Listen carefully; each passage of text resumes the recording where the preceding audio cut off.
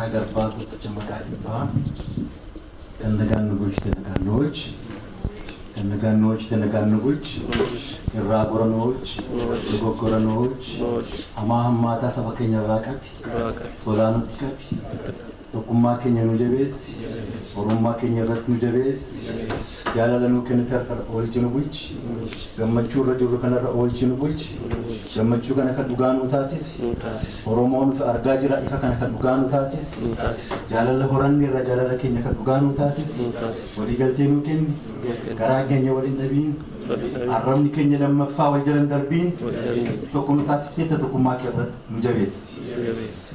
Orumma Kenya rat, Yuma Kenya rat, Tokuma Kenya, Ibida Safanuguchi. Umman Kenya, Rumman Kenya, Chamade Mira, Ratusi. Jole, Kakali, Makaro Martin, Lupusani, Jalatama, and the Barsani, Wakayu, Odojan Lupusani, Janeta Nugay. Odochisanit, Dadin Digasani, and Disajalaya. Nuajaratan, Ansani Olea Bud. Kanafu, who tickets and Sultani, Ganata, Gadaruba, Gabana, Baripoka, Gabina,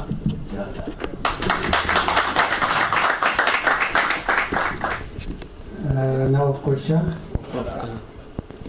Yakayoguda Umatawarawa Bilisuma Jerani Warekaman Bilisuma cannot go of Jerani Kapsisani Darbani. Yawak nafsisani janna walugesh. Yawak ayo atibe kada Oromon tori namarati nejetu tori insa namati darbamade Yawak ummata kana bilisoms. Yawak ummata kana kayu satinge. Yawak ummata kana tokko godi. Yawak iga tokko radalate igni lama sadimiti. Tokko nugudi. Yaadaan afaaniin amanteetiin hunduu akka fedha isaatti biyya keessa jiraattu nu bilisoomsi. Oromiyaa bilisoomsi. Uummata bilisoomsi. Kanarra waan xinnoo waan ani isin jedhu akka uummataatti aynata adda addaatu jira. Wanisa Tolatani amma Jewish ummatadha. Haymaanotii adda addaa qaba. Beekumsa adda addaa qabu. Garuu biyya isaanii fi waa'ee isaanii irratti tokkodha. Oromoon kaalcharii baay'ee qaba.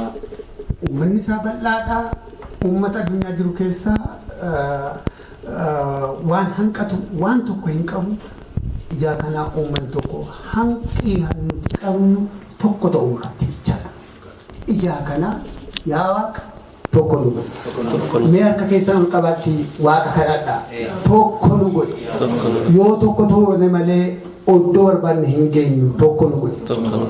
Kiristoos kanarratti ati hojjedhu. Amiin.